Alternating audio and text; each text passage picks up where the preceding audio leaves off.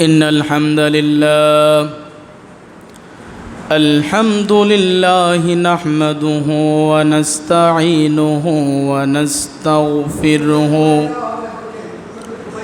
ونؤمن به ونتوكل عليه ونعوذ بالله من شرور أنفسنا ومن سيئات أعمالنا من يهده الله فلا مضل له ومن يضلله فلا هادي له ونشهد أن لا إله إلا الله وحده لا شريك له ونشهد أن سيدنا وحبيبنا وشفيعنا ومولانا محمدا عبده ورسوله أما بعد فأعوذ بالله من الشيطان الرجيم بسم الله الرحمن الرحيم حتى إذا جاء أحدهم الموت قال رب ارجعون لعلي أعمل صالحا فيما تركت كلا إنها كلمة هو قائلها ومن ورائهم برزخ إلى يوم يبعثون وقال رسول الله صلى الله عليه وسلم اغتنم خمسا قبل خمس شبابك قبل هرمك وصحتك قبل سقمك وغناءك قبل فقرك وفراغك قبل شغلك وحياتك قبل موتك أو كما قال عليه الصلاة والسلام صدق الله العظيم وصدق رسوله النبي الكريم ونحن على ذلك لمن الشاهدين والشاكرين والحمد لله رب العالمين محترم মুআজ্জাজ সম্মানিত মুসল্লিয়ান ইকরাম,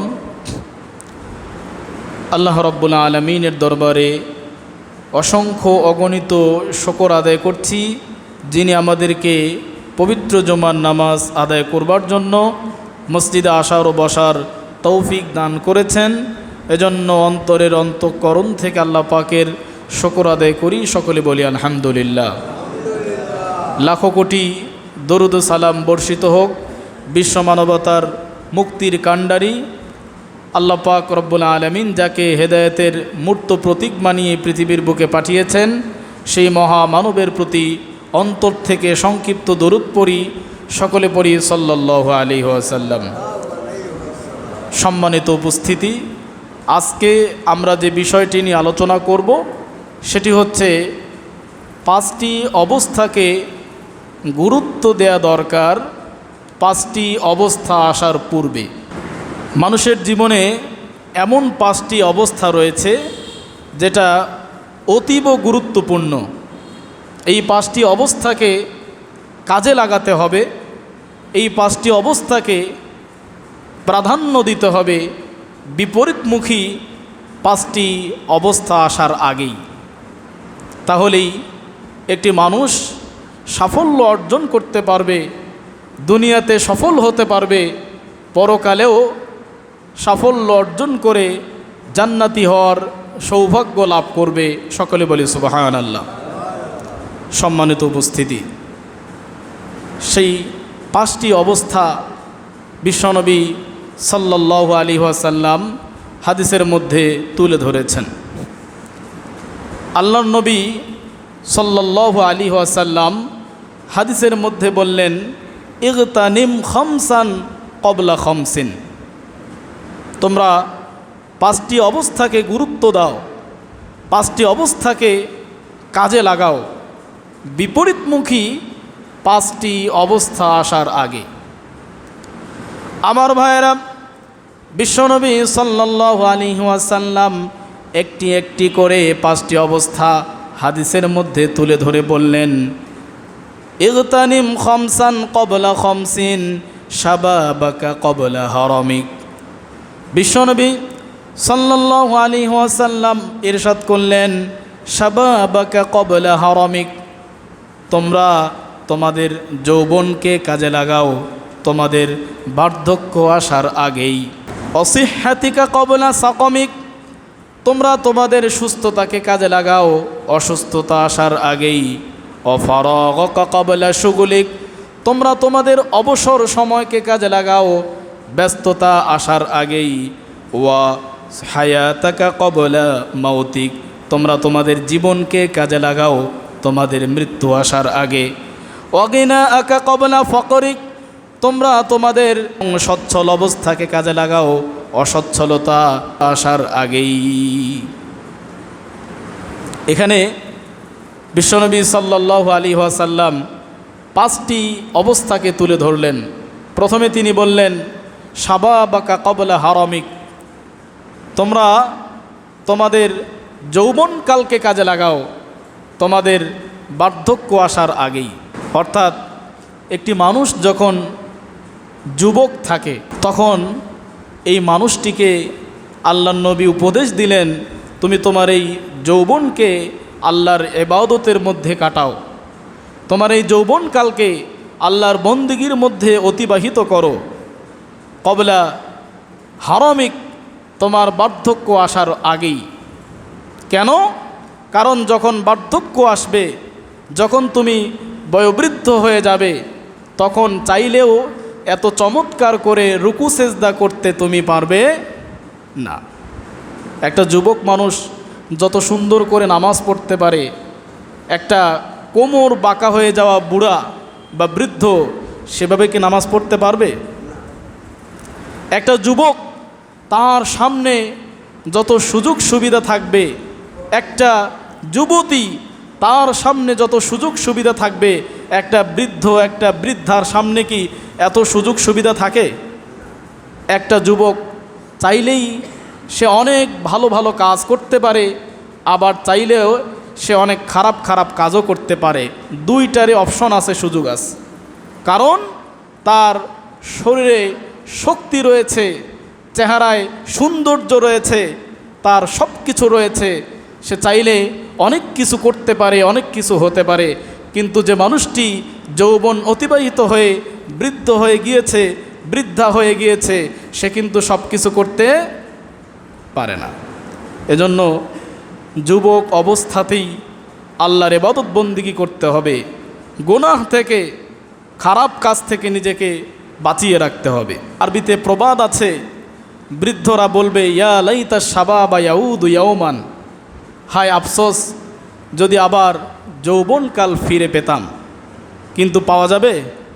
আমরা যারা বয়োবৃদ্ধ হয়ে গিয়েছি, আমরা যদি হাজারো দোয়া করি, হাজারো মান্নত করি, তাহলে কি আমরা যৌবনকালকে ফিরে পেতে পারি? এটার কিন্তু আর কোনো সুযোগ নাই।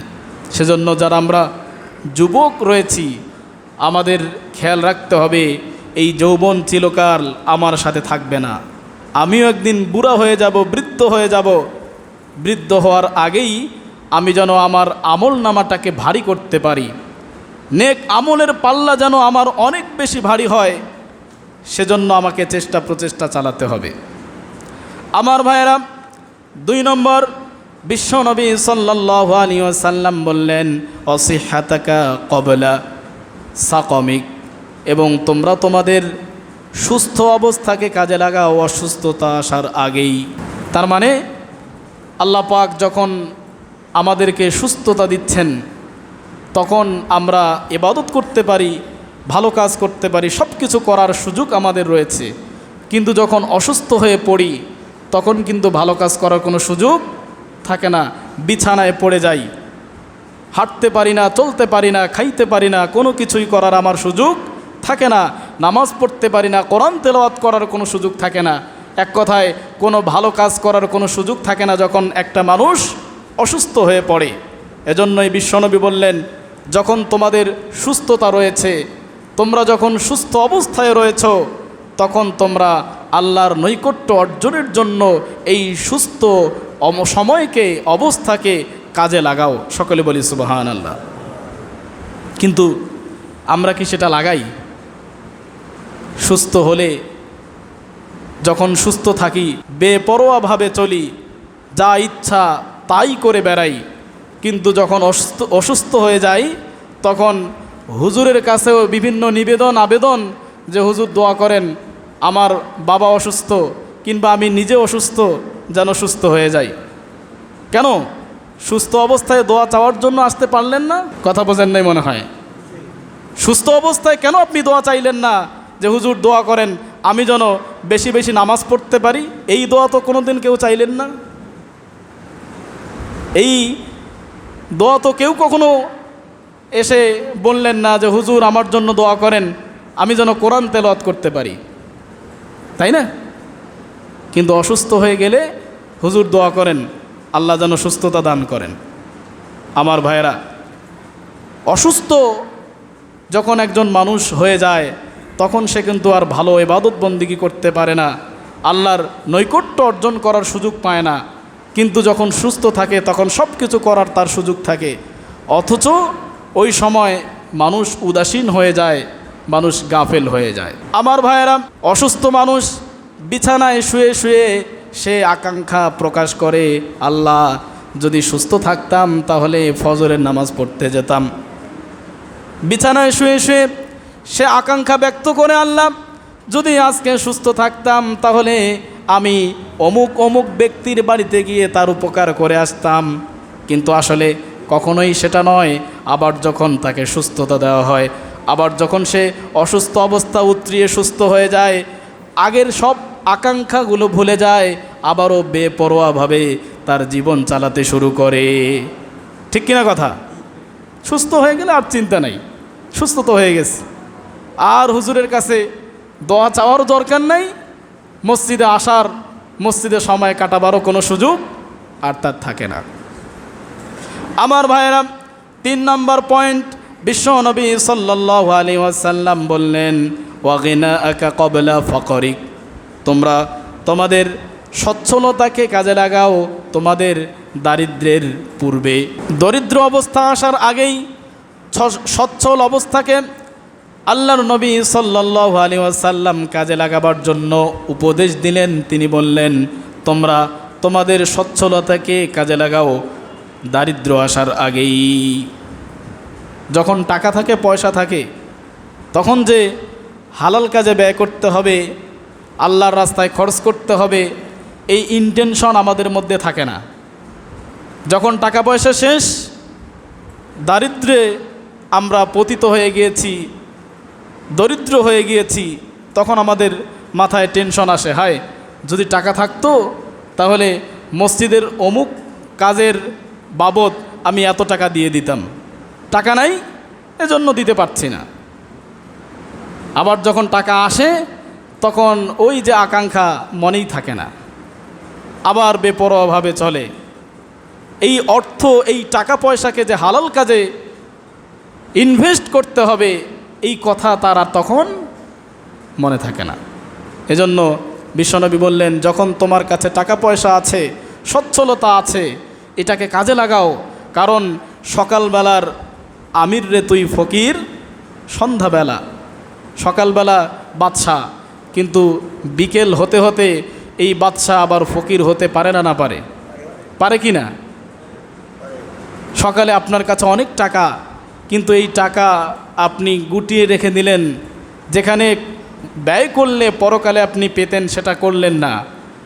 বিকেল হতে হতে এই টাকা যে আপনার কাছে থাকবে তার কোনো গ্যারান্টি আছে? তার কোনো নিশ্চয়তা আছে? তার কিন্তু কোনো নিশ্চয়তা আমরা কেউই দিতে পারি না। আমার ভাইয়েরা, এরপরে 4 নম্বর, বিশ্বনবী সাল্লাল্লাহু আলাইহি ওয়াসাল্লাম বললেন, অফারাগকা ক্বাবলা শুগলিক, তোমরা অবসর সময়কে কাজে লাগাও ব্যস্ততা আসার আগেই। একটা মানুষ কি সবসময় অবসর থাকতে পারে? ব্যস্ততা মানুষকে এতটা অসহায় করে ফেলেছে যে মানুষ নামাজ পড়ার সুযোগটা পর্যন্ত পায় না, কোরআন তেলাওয়াত করার সুযোগটা পর্যন্ত পাচ্ছে না, কারণ সে ব্যস্ত। আমার ভাইরা, অনেকেই এসে বলে, হুজুর একটু দোয়া করবেন, খুব ব্যস্ত, নামাজ তো পড়তে পারি না, এমনকি শুক্রবারও ডিউটি থাকে, জুমার নামাজটাও আমি আদায় করতে পারি না, একটু দোয়া করবেন যেন একটু অবসর সময় পাই। ভালো কথা, হুজুররা দোয়া করে, অবসর সময় পায়। এরপরে ফোন দেয়, ভাই আজকে তো জুমার দিন, মসজিদে তো আপনাকে আমি দেখলাম না, কোথায় ছিলেন? তখন ফোন দিয়ে বলে, ভাই আজকে একটু সময় পেয়েছি, সময় পেয়ে কুয়াকাটা সমুদ্র সৈকতে একটু ঘুরতে গিয়েছি। নাউজুবিল্লাহ। আগে তার আকাঙ্ক্ষাটা কী ছিল? একটু যদি সময় পেতাম জুমার নামাজটা পড়তাম, কমপক্ষে 5 ওয়াক্ত তো পড়ে না, অন্তত জুমার নামাজটা পড়তাম। আর এখন একটু অবসর সময় পেয়েছে, কোথায় চলে গিয়েছে? কুয়াকাটা ঘুরতে গেছে, জুমার নামাজের কোনো খবর নাই। এজন্য বিশ্বনবী সাল্লাল্লাহু আলাইহি সাল্লাম বললেন, অবসর সময় যখন তোমার রয়েছে, এই অবসর সময়কে তুমি কাজে লাগাও, ফ্রি টাইম তুমি আল্লাহর ইবাদত বন্দেগীতে ব্যয় করো, কারণ যখন ব্যস্ততা আসবে তখন তুমি আর সুযোগ পাবে না। আমার ভাইয়েরা, সর্বশেষ বিশ্বনবী সাল্লাল্লাহু আলাইহি ওয়াসাল্লাম বললেন, ওয়া হায়াতাকা ক্বাবলা মাউতিক, তোমরা তোমাদের পুরা জীবনটাকেই কাজে লাগাও মৃত্যু আসার আগেই। মৃত্যু আসার আগেই এই জীবনটাকে কাজে লাগাও, এই জীবনটাকে হালাল পথে খাটাও, আল্লাহর ইবাদত বন্দেগীতে ব্যবহার করো, তাহলে আফসোস থাকবে না, তাহলে কোনো পরকালে শাস্তির সম্মুখীন হওয়া লাগবে না, আল্লাহর সন্তুষ্টি অর্জন করে জান্নাতি হওয়ার সৌভাগ্য লাভ হবে। সকলে বলি সুবহানাল্লাহ। কিন্তু আমরা কি আসলে কাজে লাগাই? সময় চলে যাচ্ছে, আমাদের কোনো খবর নাই। নিজেদের এই চেহারার দিকে একটু তাকাই। একটা সময় আমাদের মাথার চুলগুলো অনেক সুন্দর ছিল, যখন শৈশবে আমরা ছিলাম। আস্তে আস্তে চুল উঠে যাচ্ছে। আমাদের মুখে দাড়ি ছিল না, দাড়ি হচ্ছে। এই মুখের দাড়ি, মাথার চুল কুচকুচে কালো ছিল, আস্তে আস্তে সাদা হচ্ছে। হচ্ছে কি না? এগুলো আল্লাহর পক্ষ থেকে সতর্ক বার্তা যে বান্দা, তোমার সময় ফুরিয়ে যাচ্ছে, তোমার হায়াত শেষ হয়ে যাচ্ছে, দুনিয়ার জীবন থেকে তুমি কবরের দিকে আস্তে আস্তে আস্তে আস্তে এগিয়ে আসছো। একটু সতর্ক হও, এই জীবনটাকে একটু কাজে লাগাও। কিন্তু আমরা কোনো রকম এদিকে খেয়ালই করি না, যেভাবে চলছি সেভাবেই চলতে থাকি, যেভাবে জীবন কাটানোর সেভাবেই আমরা কাটাচ্ছি, আমাদের মধ্যে কোনো পরিবর্তন পরিলক্ষিত হচ্ছে না। আমার ভাইয়েরা, এভাবেই আমাদের জীবন একদিন শেষ হয়ে যাবে। যখন মৃত্যু আসবে তখন যতই হা হুতাশ করি, এই হা হুতাশ আল্লাহ পাক আর শুনবেন না। আল্লাহ পাক রব্বুল আলামিন এজন্যই পবিত্র কোরআনে বললেন, হাত্তা ইযা জাআ আহাদাহুমুল মাউতু ক্বালা রাব্বিরজিউন, যখন পৃথিবীর মানুষের সামনে মৃত্যু উপস্থিত হয়ে যায় তখন সে আল্লাহর কাছে আবেদন করে, আল্লাহ তুমি আরেকবার আমাকে দুনিয়াতে পাঠাও, লাআল্লি আমালু সলিহান, যেন আমি দুনিয়াতে গিয়ে নেক আমল করতে পারি। আবেদন করবে, আল্লাহ এখন আর মৃত্যু দিও না, আর কয়েকটা দিন সুযোগ দাও, দুনিয়াতে থাকার সুযোগ দাও, আমি নেক আমল করে ভালো মানুষের কাতারে সামিল হয়ে যাব। আল্লাহ পাক রব্বুল আলামিন তার এই আবেদনকে খারিজ করে দিবেন, বাতিল করে দিবেন। আল্লাহ পাক বলবেন, কাল্লা ইন্নাহা কালিমাতুন হুয়া কাইলুহা, কখনো নয়, এটা শুধুমাত্র তার মুখের প্রলাপ মাত্র, এটা শুধুমাত্র তার মুখের কথা মাত্র। আমি যদি আবারও তাকে সুযোগ দেই তাহলে আবারও সে দুনিয়ার ধান্দায় পড়ে যাবে, আবারও দুনিয়ার চাকচিক্যে মেতে উঠবে, দুনিয়ার ভোগবিলাসে মত্ত হয়ে যাবে, সে কখনোই নেক আমল করে আমার নৈকট্য অর্জনের চেষ্টা করবে না। নাউজুবিল্লাহ। এরপর আল্লাহ পাক বললেন, অমিওয়ারাইহিম বারযাখুন ইলা ইয়াউমি ইউবআসুন, আর তাদের পিছনে রয়েছে একটি অন্তর্বর্তীকালীন সময়, যেই সময়কে বলা হয় বারজাখ। ইলা ইয়াউমি ইউবআসুন, এই বারজাখে তারা আবারও পুনরুত্থানের দিবসের আগ পর্যন্ত সেখানে অবস্থান করবে। কোনো সুযোগ নাই। যতই কান্নাকাটি করি, আল্লাহ আরেকবার দাও।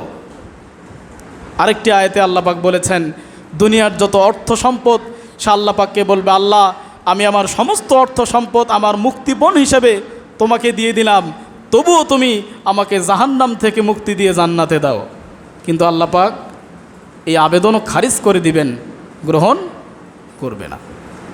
এজন্য ভাই, আমাদের এই অবসর সময়কে কাজে লাগাতে হবে। ভালো ভালো পরিস্থিতি যখন আমাদের সামনে আসে, তখন এটাকে কাজে লাগাতে হবে। সর্বোপরি আমাদের এই জীবনকে আল্লাহর পথে ব্যয় করে আল্লাহর নৈকট্য অর্জন করতে হবে। কারণ যখন অসহায়ত্ব আমাদেরকে পেয়ে বসবে, তখন আর কিছু করার সুযোগ থাকবে না। কিয়ামতের ময়দানে বিশ্বনবী সাল্লাল্লাহু আলাইহি ওয়াসাল্লাম বললেন যে 5টি প্রশ্ন করা হবে প্রতিটি মানুষকে। এই 5টি প্রশ্নের উত্তর না দেওয়া পর্যন্ত এক কদমও সে নড়তে পারবে না। কয়টি প্রশ্ন করা হবে? 5টি প্রশ্ন। বিশ্বনবী সাল্লাল্লাহু আলাইহি ওয়াসাল্লাম হাদিসের মধ্যে বললেন, লা তাজুলু কদামু ইবনু আদামা ইয়াউমাল কিয়ামাতি মিন ইনদি রাব্বিহি হাত্তা ইউসআলা আন খামসিন। কিয়ামতের ময়দানে মানুষকে 5টি প্রশ্ন করা হবে। এই 5টি প্রশ্নের উত্তর না দেওয়া পর্যন্ত সে এক কদম পাও এদিক সেদিক নড়তে পারবে না। কি সেই 5টি প্রশ্ন? বিশ্বনবী সাল্লাল্লাহু আলাইহি ওয়াসাল্লাম বললেন, আন উমরিহি ফিমা আফনাহু, তার জীবন সম্পর্কে প্রশ্ন করা হবে, সে এই জীবনকে কোথায় ব্যয় করেছে। একদম শুরু থেকে শেষ পর্যন্ত তাকে জিজ্ঞেস করা হবে, তো তুমি তোমার জীবনকে কোথায় ব্যয় করেছ? উত্তর আছে? উত্তর দেওয়ার কোনো সুযোগ আছে? মনে আছে গত মাসের এই দিনে আপনি কি করেছেন? মনে আছে? আছে নাকি কারো মনে আছে? আমরা তো এমন ভুলোমনা মানুষ, সকালবেলা কি দিয়ে ভাত খেয়েছি দুপুরবেলা বলতে পারি না। হয় কি হয় না? বলেন তো, পরশুদিন দুপুরবেলা কি দিয়ে ভাত খাইছেন মনে আছে কারো? মনে আছে? মনে নাই? তাহলে 50 বছর, 60 বছর, 70 বছরের এই জীবনের হিসেব আমরা কিভাবে দেব? আল্লাহ যখন ধরবেন যে অমুক দিন তুমি কি করেছো বলো তো দেখি, আছে বলার সুযোগ? এরপরে দ্বিতীয় প্রশ্ন, ওয়ান শাবাবিহি ফিমা আবলাহু, তার যৌবনকাল সম্পর্কে আল্লাহ পাক প্রশ্ন করবেন যে এই যৌবনকালকে তুমি কোথায় খয়েছো, কোথায় ব্যয় করেছো? আছে সুযোগ? কার আম গাছে ঢিল ছুঁড়েছি মনে আছে? কার ভুট্টা চুরি করে খেয়েছি মনে আছে? মনে কিন্তু নাই। আল্লাহর কিন্তু ঠিকই মনে আছে। কথা বোঝেন নাই? যৌবনকালে কার কি ক্ষতি করেছি, কোথায় কোন মেয়েকে উত্ত্যক্ত করেছি, সব কিছু আল্লাহ পাক পই পই করে লিখে রেখেছেন। সব কিছু আল্লাহ পাক ধরবেন। আমাদের সুযোগ আছে? উত্তর দেওয়ার কোনো সুযোগ আছে? আমার ভাইয়েরা, ওয়ান মালিহি মিন আইনা ইকতাসাবাহু অফিমা আনফাকাহু, এবং মানুষকে তার সম্পদ সম্পর্কে জিজ্ঞেস করা হবে, কোথা থেকে এই টাকা, এই পয়সা তুমি ইনকাম করেছো এবং কোথায় এই টাকা তুমি ব্যয় করেছো।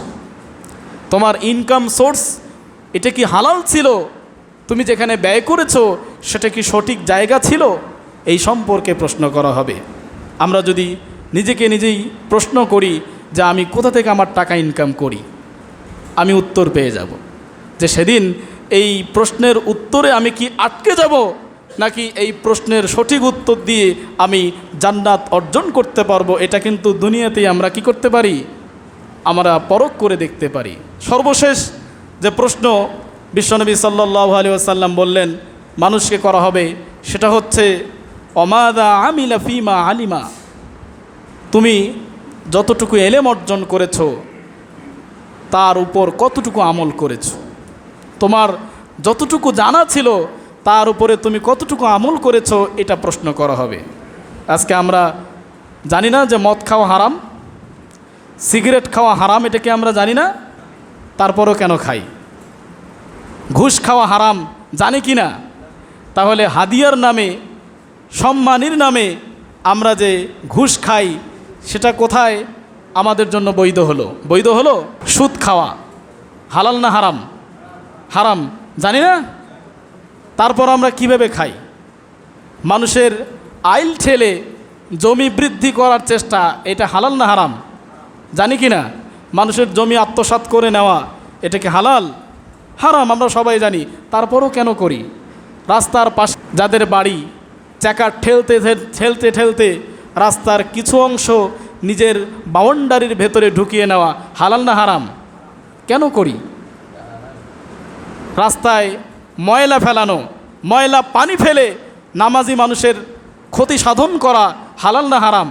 জানি কি না? তাহলে কেন করি? আমার ভাইয়েরা, যতটুকু জানি ততটুকুই আমল করি না, আবার অনেকে আছি জানানোর চেষ্টা করি না।